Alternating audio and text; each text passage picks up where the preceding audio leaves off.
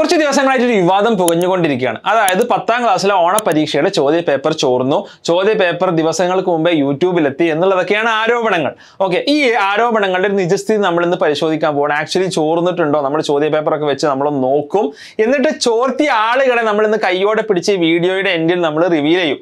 Okay, അതേപോലെ തന്നെ കഴിഞ്ഞ എൻ്റെ വീഡിയോ പ്രവചന സിംഹങ്ങളെ എന്ന് വിളിച്ച് ഞാൻ ഒരു വീഡിയോ ചെയ്തിരുന്നു. അതിന് നല്ല വ്യൂസ് ആണ് കിട്ടിയത്, ഒരുപാട് കമന്റ്സും വന്നു, പോസിറ്റീവായിട്ടും നെഗറ്റീവായിട്ടൊക്കെ. എന്ന് മാത്രമല്ല, ആ വീഡിയോ ഞാൻ മനസ്സിലാക്കുന്ന ഒരുപാട് സ്ഥലങ്ങളിൽ ചർച്ചയായി. പല ഓൺലൈൻ പ്ലാറ്റ്ഫോംസിലും കുട്ടികൾ ചോദിച്ചു, സാർ ഇന്നയാള് ഇങ്ങനെ അജ്മൽ ഇന്ന് ഇങ്ങനെയൊക്കെ പറയുന്നുണ്ടല്ലോ, അതിനെക്കുറിച്ച് റെസ്പോൺസ് എന്താണ്? അതിന് ചില ആളുകളൊക്കെ ചില റെസ്പോൺസസ് ഒക്കെ തന്നു. ആ റെസ്പോൺസസ് നമ്മൾ ഇന്നൊന്ന് അനലൈസ് ചെയ്യും അവരുടെ വീഡിയോസ് വെച്ചിട്ടുണ്ട്. എന്തിനാന്ന് വെച്ചാൽ ആരെയും ടാർഗറ്റ് ചെയ്യാനോ അല്ലെങ്കിൽ ആരെയും കുറ്റപ്പെടുത്താനോ ഒന്നും വേണ്ടിയിട്ടല്ല. അതിൽ ചില പോസിറ്റീവ്സും എനിക്ക് തോന്നി ചില നെഗറ്റീവ്സും ഉണ്ട്, രണ്ടും എടുത്തിട്ട്. കാരണം കുട്ടികൾക്ക് എന്നോടുള്ള ചോദ്യം കൂടിയാണത്. അത് അവരുടെ റെസ്പോൺസ് മാത്രമല്ല, പല കുട്ടികൾക്കും ഞാൻ പറയുന്ന പല കണ്ടന്റിനോടുള്ള റെസ്പോൺസ് കൂടിയാണ്. അപ്പോൾ ആ റെസ്പോൺസ് അനലൈസ് ചെയ്യുക എന്നുള്ളത് വളരെ പ്രധാനമുള്ളതാണ്. ഈ ഒന്നാമത്തെ രണ്ടാമത്തെ കാര്യങ്ങൾ തമ്മിൽ വലിയൊരു കണക്ഷൻ ഉണ്ട്, അതും നമുക്ക് റിവീൽ ചെയ്യാൻ സാധിക്കും. ഞാൻ ചെയ്തൊരു കാര്യം എന്താണെന്ന് വെച്ചാൽ 10ാം ക്ലാസ്സിൽ ഇത്തവണത്തെ മാത്സ് പരീക്ഷ, ഓണപരീക്ഷയുടെ മാത്സ് പരീക്ഷയുടെ പേപ്പർ, ഒരൊറ്റ പേപ്പർ എടുത്തുള്ളൂ, അതെടുത്ത് ഞാനൊന്ന് അനലൈസ് ചെയ്തു. ആ അനലൈസ് ചെയ്തത് എന്താണെന്ന് വെച്ചാൽ 2022ലും 2023ലും, അതായത് കഴിഞ്ഞ 2 വർഷത്തെ ഓണപരീക്ഷ, മാത്സ് ഓണപരീക്ഷ എടുത്തു. അതിൽ നിന്ന് എത്ര ചോദ്യങ്ങൾ ഇവിടെ ആവർത്തിച്ചിട്ടുണ്ടോ നോക്കി. നിങ്ങൾ നോക്കൂ, ഒന്നാമത്തെ ചോദ്യം 2022 ക്വസ്റ്റ്യൻ നമ്പർ 13 ആണ്. രണ്ടാമത്തെ ചോദ്യം 2022 ക്വസ്റ്റ്യൻ നമ്പർ 2 തന്നെയാണ്. അതേപോലെ തന്നെ 6ാമത്തെ ചോദ്യം ക്വസ്റ്റ്യൻ നമ്പർ 2023 12ാമത്തെ ചോദ്യമാണ്. ഇന്നിങ്ങനെ നോക്കുകയാണെങ്കിൽ 4, 5, 6, 7, 8, 9 എല്ലാം ഇതാ. 21ാമത്തെ ചോദ്യം 2023 26ാമത്തെ ചോദ്യമാണ്. 22ാമത്തെ ചോദ്യം 2023 22ാമത്തെ ചോദ്യമാണ്. മേ ബി ജസ്റ്റ് വാല്യൂസ് മാത്രമേ വ്യത്യാസം ഉണ്ടാവുള്ളൂ. ഇങ്ങനെ നമ്മൾ നോക്കുമ്പോൾ അതൊക്കെ ഉള്ളത് വന്നതാണ്. അപ്പൊ കഴിഞ്ഞ 2 വർഷത്തെ ഫസ്റ്റ് മാത്സ് എക്സാം ആയിട്ട് മാത്രം കമ്പയർ ചെയ്യുമ്പോൾ 15 ചോദ്യങ്ങൾ ആവർത്തിച്ചിട്ടുണ്ട്. അതായത് 58 മാർക്കിന് 80ൽ 58 മാർക്കിന്റെ ചോദ്യം കഴിഞ്ഞ 2 വർഷത്തെ ചോദ്യ പേപ്പർ ചെയ്ത കുട്ടികൾക്ക്, അത് ഓണപരീക്ഷ മാത്രം ചെയ്ത കുട്ടികൾക്ക് കിട്ടും. ഇതിൽ SSLC പരീക്ഷയും ഒരു 2 വർഷം കൂടിയുള്ള ഓണപരീക്ഷയൊക്കെ എടുത്താൽ ഈ 58 ഈസിലി 70, 75 ആയിട്ട് മാറും. ഓക്കെ, അപ്പോൾ ഞാൻ കഴിഞ്ഞ വീഡിയോയിൽ പറഞ്ഞത് തന്നെയാണ് കാര്യം. ക്വസ്റ്റ്യൻ പേപ്പർ ഈസിലി പ്രെഡിക്റ്റബിൾ ആണ്. കഴിഞ്ഞ വർഷങ്ങളിലുള്ള ക്വസ്റ്റ്യനുകൾ മാത്രമാണ് ആക്ച്വലി ആവർത്തിച്ച് ചോദിച്ചുകൊണ്ടിരിക്കുന്നത്. അതല്ലാതെ ഇതിൽ പ്രത്യേകിച്ച് വേറെ ഒന്നുമില്ല എന്നുള്ളത് നമ്മൾ മനസ്സിലാക്കേണ്ട ഒരു വിഷയമാണ്. അപ്പോൾ ആരാണ് ചോദ്യ പേപ്പർ ചോർത്തുന്നത്?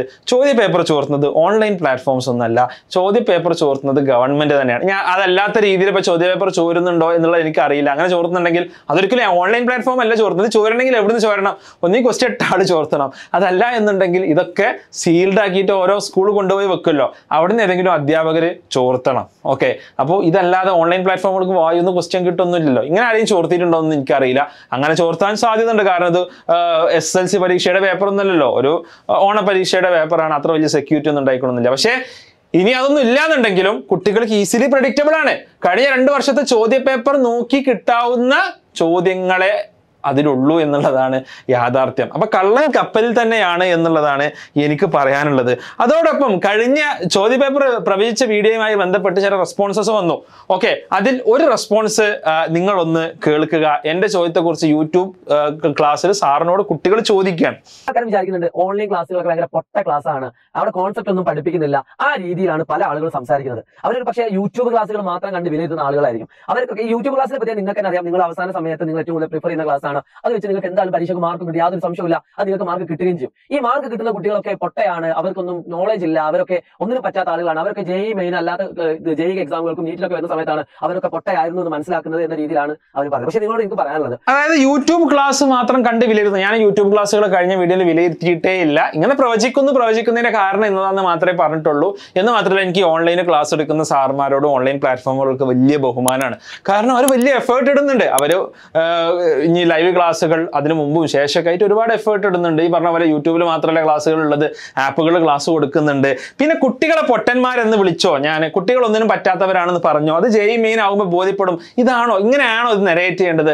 അല്ല, കുട്ടികളെ എന്ത് ചെയ്യരുത്, കുട്ടികൾ ഒന്നിനും പറ്റാത്തവരായി മാറരുത് എന്നുള്ള നമ്മൾ ചിന്തിക്കേണ്ടത്. കുട്ടികൾ പൊട്ടന്മാരായി മാറരുത്, അല്ലെങ്കിൽ നമ്മൾ നമ്മുടെ കുട്ടികളെ പൊട്ടന്മാരാക്കി മാറ്റരുത്. നമ്മുടെ എഡ്യൂക്കേഷൻ സിസ്റ്റം വഴി നമ്മുടെ കുട്ടികളെ നമ്മൾ പൊട്ടന്മാരാക്കി മാറ്റരുത്. അവർ പരീക്ഷ എഴുതുമ്പോൾ, ഒരു JEE മെയിൻ പരീക്ഷ എഴുതുമ്പോൾ, കീം എക്സാം എഴുതുമ്പോൾ അവർ ഐഡന്റിഫൈ ചെയ്യുന്ന അവസ്ഥ ഉണ്ടാവരുത്. എന്ത്, അവർ പൊട്ടന്മാരായി മാറിയിട്ടുണ്ട് എന്ന് ഐഡന്റിഫൈ ചെയ്യുന്ന അവസ്ഥ ഉണ്ടാവരുത്. എനിക്ക് വളരെ കൃത്യമായി ചില കണക്കുകൾ പറയാനുണ്ട്. കീം എക്സാമിന് ക്വാളിഫൈ ചെയ്യാൻ വേണ്ടി 300-ൽ 10 മാർക്കാണ് മാത്സിന് വേണ്ടത്. 300-ൽ 10 മാർക്കാണ് വേണ്ടത്. ഈ 300-ൽ 10 മാർക്ക് കിട്ടാൻ, ഈ 300-ൽ 10 മാർക്ക് കിട്ടാൻ വേണ്ടി മേ ബി 2-3 ചോദ്യങ്ങൾ എഴുതേണ്ടി വരും. ഈ 3 ചോദ്യങ്ങൾ എഴുതാൻ കേരളത്തിലെ 33% കുട്ടികൾക്കും പറ്റുന്നില്ല. ഈ കുട്ടികളൊക്കെ കേരള സിലബസിന്റെ ബോർഡ് എക്സാമിൽ A+ വാങ്ങുന്ന ആളുകളാണ്. ഈ യാഥാർത്ഥ്യം മുന്നിൽ കണ്ടുകൊണ്ട് വേണം നമ്മൾ ഈ വസ്തുതകളെ വിലയിരുത്താൻ എന്നുള്ളതാണ് എനിക്ക് വളരെ വിനയപൂർവ്വം പറയാനുള്ളത്. അതോടൊപ്പം സാർ വളരെ വാല്യുബിൾ ആയിട്ടുള്ള ഇൻഫർമേഷൻ, ഒരു അഡ്വൈസ് നിങ്ങൾക്ക് നൽകുന്നുണ്ട്. ആ അഡ്വൈസ് നിങ്ങൾ എല്ലാവരും നിർബന്ധമായും കേൾക്കണം. അത് വളരെ പ്രധാനപ്പെട്ടതാണ്. 100% ഞാൻ ഇതിനോട് യോജിക്കുകയും ചെയ്യുന്നു. പല ആളുകൾക്ക് ഒരു ചിന്തയുണ്ട്, പ്രത്യേകിച്ച് കുട്ടികൾക്ക് ഒരു ചിന്തയുണ്ട്, അവസാനത്തെ ലൈവുകളൊക്കെ വന്ന് കണ്ടാൽ മല മറിക്കാൻ പറ്റുമെന്നൊരു ചിന്തയുണ്ട്. അങ്ങനത്തെ കുട്ടികൾക്കാണ് ഈ ബേസിക് കോൺസെപ്റ്റുകളൊക്കെ മാക്സിമം മിസ്സായി പോകുന്നത്. അവിടെ എനിക്ക് പറയാനുള്ളത്, മാക്സിമം കോൺസെപ്റ്റ് ഓറിയന്റഡ് ആയിട്ട് നിങ്ങൾ ക്ലാസ്സുകൾ കേൾക്കണം, നിങ്ങൾ ക്ലാസ്സുകൾ പഠിക്കണം. ഈവൻ മാർക്ക് കുറവാണെങ്കിൽ പോലും അതെ കൺസെപ്റ്റ് അറിയാഞ്ഞാൽ പെടും. അതേപോലെ തന്നെ അവസാനത്തെ ലൈവ് മാത്രം കണ്ട് മല മറിക്കാം എന്ന് കരുതി വരണ്ട. അത് നിങ്ങളെ സംബന്ധിച്ചിടത്തോളം ദോഷകരമായ കാര്യമാണ്. 100% യോജിക്കുന്നു. ഇതേ കാര്യം തന്നെയാണ് നിരന്തരം കഴിഞ്ഞ ഒരുപാട് വർഷങ്ങളായിട്ട് ഞാൻ ഈ ചാനലിലൂടെ പറഞ്ഞുകൊണ്ടിരിക്കുന്നത്.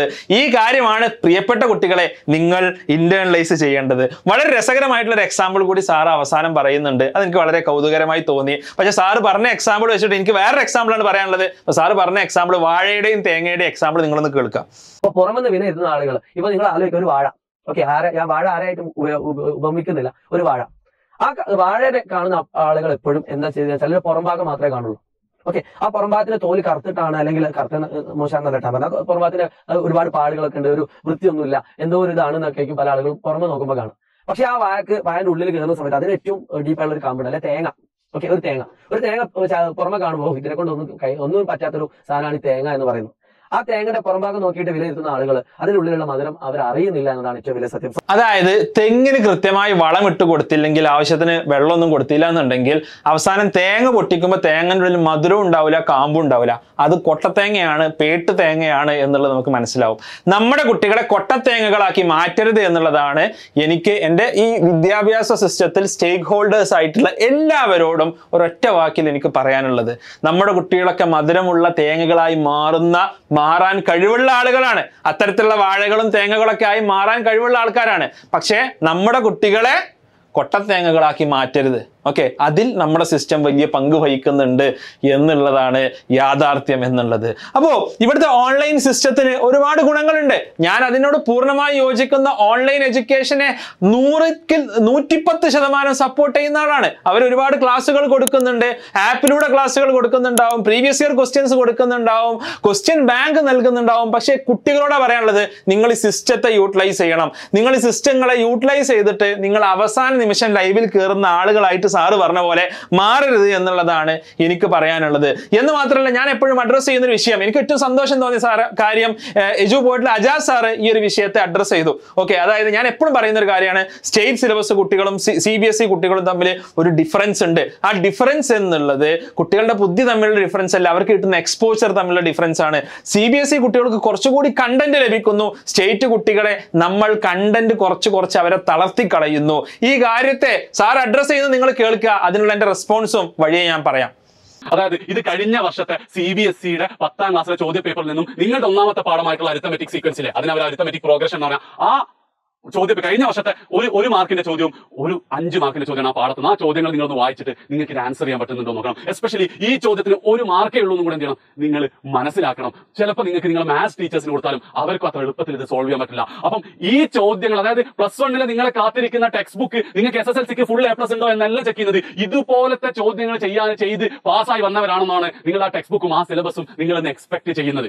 അപ്പം ഞാൻ പറഞ്ഞില്ലേ, അറ്റ്ലീസ്റ്റ് ഇതിലെങ്കിലും എന്ത് ചെയ്യണമായിരുന്നു, ഈ ഒരു ലെവലിലേക്കെങ്കിലും നമ്മൾ എത്തണമായിരുന്നു. പക്ഷേ CBSEയുടെ അതിൻ്റെതായ പ്രശ്നങ്ങളും ഫിനാൻഷ്യൽ ബുദ്ധിമുട്ടുകളുണ്ട്. പക്ഷെ നമുക്ക് എന്ത് ചെയ്യണം, സങ്കടത്തോടെ ഞാൻ പറയുന്നത്, ഒരു ഗ്യാപ്പ് ഇവിടെ ഉണ്ട്. ആ ഗ്യാപ്പ് എങ്ങനെ സോൾവ് ചെയ്യണമെന്ന് ആർക്കെങ്കിലും എന്തെങ്കിലും സജഷൻസ് ഉണ്ടെങ്കിൽ ഉറപ്പായിട്ട് എന്ത് ചെയ്യാം, എന്റെ ഈ ഒരു നമ്പറിലേക്ക് വിളിക്കാവുന്നതാണ്. വാട്സാപ്പിൽ നിങ്ങൾക്ക് മെസ്സേജ് അയക്കാവുന്നതാണ്. ഞാൻ തിരിച്ച് കോൺടാക്ട് ചെയ്യാം. എന്റെ പേഴ്സണലി നിങ്ങൾക്ക് എന്നെ കോൺടാക്ട് ചെയ്യാൻ പറ്റുന്ന നമ്പറാണ്. നിങ്ങൾക്ക് കാര്യം മനസ്സിലായി, ഞാൻ CBSE സിലബസ് ഭയങ്കര സംഭവമാണെന്നൊന്നും പറയുന്നു. അതെ, CBSE സ്റ്റേറ്റ് കുട്ടികൾ തമ്മിലൊരു ഗ്യാപ്പ് ഉണ്ട്. ആ ഗ്യാപ്പ് ഉണ്ടാവാനുള്ള കാരണം എന്നുള്ളത് നമ്മുടെ വിദ്യാഭ്യാസ വ്യവസ്ഥയെ നമ്മൾ തകർത്ത് കളയുന്നത് കൊണ്ടാണ്. ഓക്കെ, നമ്മൾ തന്നെ നമ്മുടെ വിദ്യാഭ്യാസ വ്യവസ്ഥയുടെ ഉള്ളിൽ നിന്ന് ബോംബ് വെച്ച് തകർത്ത് കളയുന്നത് ഇതേപോലത്തെ പ്രവചിക്കാവുന്ന ക്വസ്റ്റ്യൻ പേപ്പർ ഇട്ടുകൊണ്ട്, അല്ലെങ്കിൽ കുട്ടിക്ക് പഠിക്കുന്ന കുട്ടിക്ക് യാതൊരു ഇൻസെന്റീവും നൽകാതെ പഠിക്കുന്ന കുട്ടികളെ പോലും ഒരു സോഷ്യലിസം എഡ്യൂക്കേഷൻ നടപ്പിലാക്കി താഴോട്ട് വലിക്കുന്ന രീതിയിലുള്ളത്. ഇതിന്റെ സൊല്യൂഷൻ തേടി അജാസ് സാർ വേറെ എവിടെയും പോകണ്ട, അതിനു വേണ്ടിയിട്ടാണ് ഞങ്ങൾ എക്സ് ആൻഡ് വൈ ലേണിംഗ് തുടങ്ങിയിട്ടുള്ളത് എന്നുകൂടി ഞാനിവിടെ സൂചിപ്പിക്കുകയാണ്. കാരണം നമ്മുടെ ലക്ഷ്യം എന്നുള്ളത് ഒരു 6th മുതൽ ആ കുട്ടിക്ക് കൃത്യമായിട്ടുള്ള ബേസ് നൽകി, ഒരു സ്റ്റേറ്റ് സിലബസ് കുട്ടിയാണെങ്കിലും അവനെ ഒരു CBSEയുടെ നിലവാരത്തിൽ അല്ലെങ്കിൽ അതിനേക്കാളും മേലോട്ട് എത്തിക്കുക എന്നുള്ള ലക്ഷ്യത്തോട് കൂടിയിട്ടാണ്, ആ ഫൗണ്ടേഷൻ നൽകുക എന്നുള്ള ലക്ഷ്യത്തിലാണ് നമ്മൾ എക്സ് ആൻഡ് വൈ ലേണിംഗ് തുടങ്ങിയിട്ടുള്ളത്. Because every kid deserve a great future, a great career എന്നുള്ളതാണ് ഞാൻ വിശ്വസിക്കുന്നത്. നമ്മുടെ കുട്ടികളെ സംബന്ധിച്ചിടത്തോളം മിടുക്കരായിട്ടുള്ള ആളുകളാണ്, അവർ പല മേഖലകളിൽ എത്തിപ്പെടാൻ കഴിവുള്ള ആൾക്കാരാണ്. പക്ഷെ സിസ്റ്റമാറ്റിക്കലി ഫോർമൽ എഡ്യൂക്കേഷനിലൂടെ നമ്മൾ അവരെ നശിപ്പിച്ച് കൊണ്ടുവന്നുകൊണ്ടേയിരിക്കുന്നു.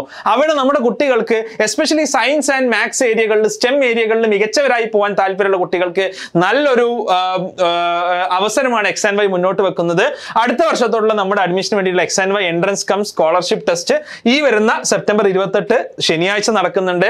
5 മുതൽ 9 വരെ ക്ലാസ്സുകളിൽ ഇപ്പോൾ പഠിക്കുന്ന കുട്ടികൾക്ക് പങ്കെടുക്കാം. അപ്പോൾ പാരന്റ്സ് കാണുന്നുണ്ടെങ്കിൽ നിങ്ങളുടെ കുട്ടികളെ നിങ്ങൾക്ക് രജിസ്റ്റർ ചെയ്യാം, ലിങ്ക് ഞാൻ താഴെ നൽകുന്നുണ്ട്. അല്ലെങ്കിൽ ഇതിപ്പോൾ 10ലോ അല്ലെങ്കിൽ +1 +2 ഒക്കെ പഠിക്കുന്ന കുട്ടികൾ കാണുന്നുണ്ടെന്നുണ്ടെങ്കിൽ നിങ്ങളുടെ അനിയന്മാരെ അനിയത്തിമാരെ നിങ്ങൾക്ക് രജിസ്റ്റർ ചെയ്യാം, ലിങ്ക് ഞാൻ താഴെ നൽകുന്നുണ്ട്. അതോടൊപ്പം 10ലെ കുട്ടികൾ ചോദിക്കുന്നുണ്ടാവും ഞങ്ങൾക്ക് എന്തെങ്കിലും ഉണ്ടോ എന്നുള്ളത്. ഞങ്ങൾ XIQ x and y IIT test നടത്തുന്നുണ്ട്. 10ാം ക്ലാസ്സിൽ ഇപ്പോൾ പഠിക്കുന്ന കുട്ടികൾക്ക് സെപ്റ്റംബർ 22-ാം തീയതിയാണ് പരീക്ഷ. അവർക്ക് സ്കോളർഷിപ്പ് കം അഡ്മിഷൻ ടെസ്റ്റ് നടക്കുന്നുണ്ട്. ലെഡ് ബൈ IITians എക്സ്ക്ലൂസീവ്ലി നയിക്കുന്ന കേരളത്തിലെ ഏറ്റവും ബെസ്റ്റ് JEE ഓൺലൈൻ പ്ലാറ്റ്ഫോം ആണ് x and y JEE platform എന്നുള്ളത്. അപ്പോൾ അതിലോട്ടുള്ള അഡ്മിഷൻ ടെസ്റ്റ് ഈ വരുന്ന ഞായറാഴ്ച അഥവാ സെപ്റ്റംബർ 22 നടക്കുന്നുണ്ട്. സാന്ദർഭികമായിട്ട് ആ കാര്യങ്ങൾ കൂടി ഞാൻ സൂചിപ്പിച്ചു വന്നേ ഉള്ളൂ. അപ്പോൾ എനിക്ക് നിങ്ങളോട്, എൻ്റെ പ്രിയപ്പെട്ട മക്കളോട് പറയാനുള്ളത്, ഇത് അജാസ് സാർ വീണ്ടും ഇതിന്റെ ഒരു സത്യാവസ്ഥ പറയുന്നുണ്ട്. ആ സത്യാവസ്ഥ നിങ്ങളൊന്ന് കേൾക്കുക. നിങ്ങൾ ഏറ്റവും വലിയ സ്വപ്നമായിരുന്നില്ല അത്. അപ്പം അതിനും കൂടെ നിങ്ങൾ പ്രിപ്പയർഡ് ആവണമെന്നാണ് രണ്ടാമതായിട്ട് എനിക്ക് പറയാനുള്ളത്. ഈ ഷുവർ ക്വസ്റ്റ്യൻസ് എന്തായാലും നമ്മൾ, പക്ഷേ അതൊരു പ്രവചനം മാത്രമാണ്. ഇനി ആ ക്വസ്റ്റ്യൻ എടുത്ത് ഒന്ന് വിചാരിച്ചാൽ അങ്ങനെ ഒരു പ്രവചിക്കാൻ പാടില്ല എന്ന് തീരുമാനിച്ചാൽ തീരുന്നതേ ഉള്ളൂ. അതുകൊണ്ട് മക്കളെ, എനിക്ക് നിങ്ങളോട് പറയാനുള്ളത് വെച്ച് കഴിഞ്ഞാൽ നിങ്ങൾ ഏറ്റവും അവസാനത്തെ ഷുവർ ക്വസ്റ്റ്യനെ മാത്രം എന്ത് ചെയ്യരുത്, ഡിപ്പെൻഡ് ചെയ്യരുത്. പകരം തുടക്കം മുതലേ ഡീറ്റെയിൽ ആയിട്ട് തന്നെ പഠിച്ചിട്ട് എങ്ങനെ ചോദ്യം വന്നാലും ഞാൻ എഴുതുന്ന ഒരു കോൺഫിഡൻസ് ഉണ്ടാക്കിയതിന് ശേഷം മാത്രം എന്ത് ചെയ്യുക, നിങ്ങൾ അതെ.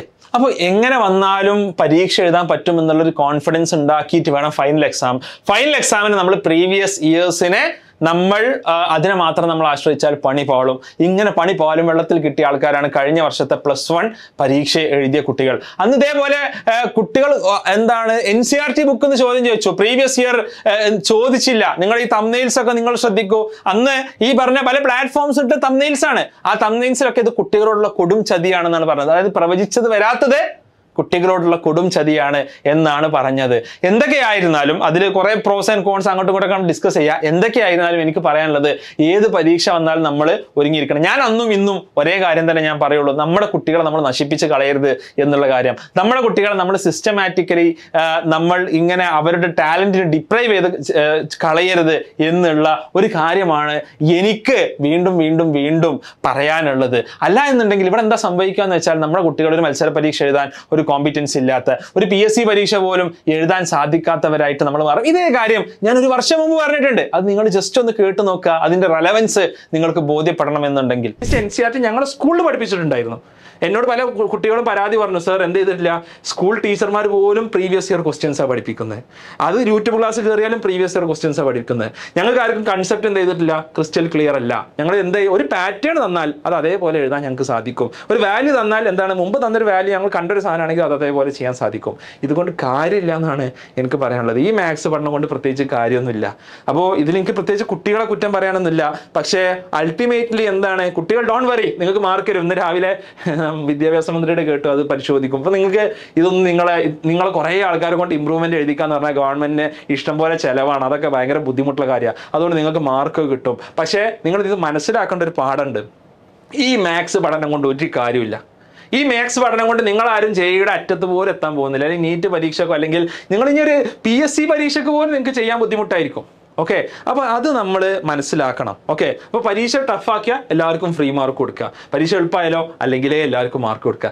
ഇങ്ങനൊരു സിസ്റ്റത്തിൻ്റെ ഉള്ളിൽ കിടന്ന് കളിച്ചിട്ട് എന്തില്ല, നമുക്ക് പ്രത്യേകിച്ച് കാര്യമൊന്നുമില്ല. അപ്പോൾ ഇതാണ് വിഷയം.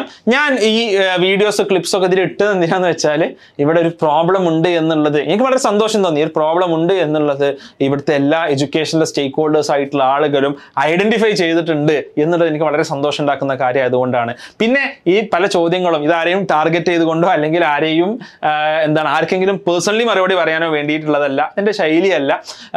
പക്ഷേ ഇതൊക്കെ പല കുട്ടികളും എന്നോട് ചോദിക്കുന്ന ഒരു ചോദ്യമാണ്. ആ കുട്ടികളുടെ ചോദ്യത്തിന് നന്നായി മറുപടി പറയാവുന്ന ഒരു പ്ലാറ്റ്ഫോമായി തോന്നിയത് കൊണ്ട് ഞാനിത് പറഞ്ഞു എന്ന് മാത്രം. അപ്പോൾ പ്രിയപ്പെട്ട കുട്ടികളോടും പാരൻസിനോടും പറയാനുള്ളത്, കുട്ടികളുടെ ലേണിംഗ് എന്നുള്ളത് വളരെ ഡീപ്പായി നടക്കുന്നുണ്ട് എന്നുള്ളത് നമ്മൾ ഉറപ്പുവരുത്തുക. അങ്ങനെയാണെങ്കിൽ മാത്രമേ അവർക്ക് ഇന്നത്തെ ഒരു സിസ്റ്റത്തിൽ മുന്നോട്ട് പോകാൻ സാധിക്കുകയുള്ളൂ. XET XY entrance cum scholarship ടെസ്റ്റിന് നമ്മുടെ കുട്ടികൾക്ക് അപേക്ഷിക്കാം, അതിനുള്ള സമയം കൂടിയാണ് എന്നുള്ളത് പറഞ്ഞുകൊണ്ട് ഈ വീഡിയോയുടെ അവസാനിപ്പിക്കുകയാണ്. Thanks a lot. നമുക്ക് മറ്റൊരു വീഡിയോയുമായി കാണാം. ബൈ.